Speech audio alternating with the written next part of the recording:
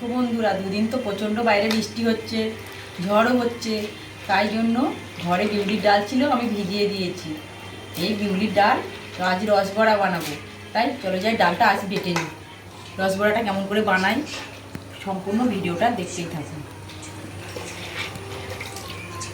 কম কম করে দিই, ছোটো তো একটু জল দিতে হবে। ডাল তো পুরো বাটা কমপ্লিট, কত সুন্দর করে বেটে নিয়েছি। দেখো মিক্সিতে বেটেছি, শিলে বাটা অসম্ভব। এবারে ডালে লবণ দেব, দিয়ে ডালটা সুন্দর করে এরকম করে হাত দিয়ে ফাটিয়ে নেব। ফাটিয়ে ফেপে যাবে, বড়াটা ফুলে যাবে।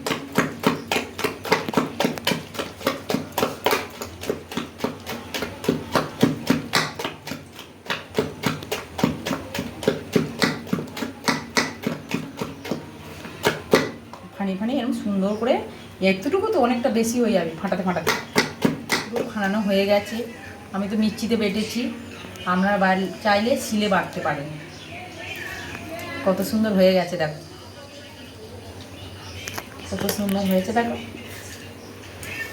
যাই বড়াটা ভেজে দিই। তো আমি চিনির শিরাটা বসিয়ে দিয়েছি, গরম হচ্ছে, আর এদিকে আমি তেলটা গরম হচ্ছে আর বড়াটা দিয়ে দেবো।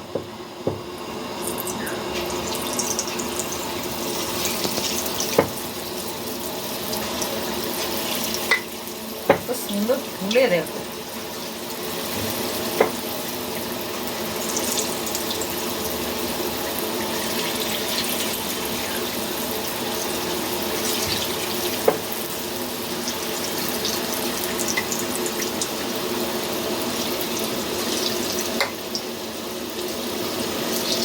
কত সুন্দর উঁচু হয়ে উঠছে, দেখছো? দেখো ফুলে কত সুন্দর বড় হয়ে উঠেছে। দেখো ভাজা হয়ে গেছে, আমি বেশি লাল লাল করব না, ভাজা হয়ে গেছে, হালকা হালকা ভাজবো, তুলে নেবো। এবার কত সুন্দর ফুলেছে, দেখছো কত সুন্দর হয়েছে। কি সুন্দর বিউলির ডালের তো একটা খুব সুন্দর গন্ধ ছাড়ছে।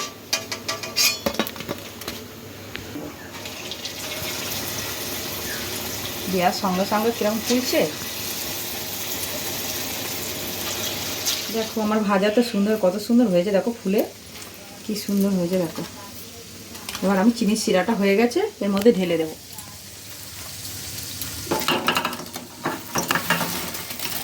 চিনির শিরার মধ্যে ঢেলে দিলাম, এগুলো একটু শিরার মধ্যে ডুবিয়ে দেব।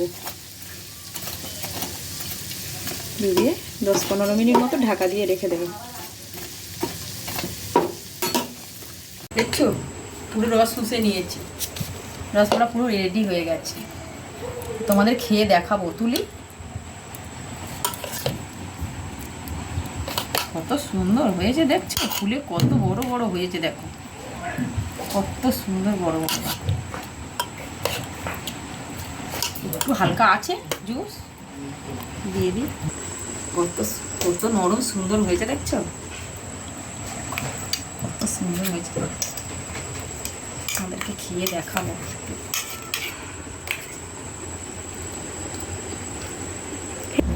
গালে মুখে দিচ্ছি তো একদম গলে যাচ্ছে, চিবুতে হচ্ছে না একদম। বাড়িতে এরকম করে বানিয়ে অবশ্যই করে খেয়ে দেখুন, কত সুন্দর, খুব ভালো হয়েছে। আমার এই রসবড়া রেসিপি ভালো লাগলে লাইক, কমেন্ট ও বন্ধুদের কাছে বেশি করে শেয়ার করে দেবে।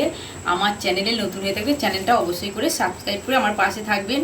আর বাচ্চাদের তো কোনো কথাই হবে না, দিলে একবার বাটি ফাঁকা।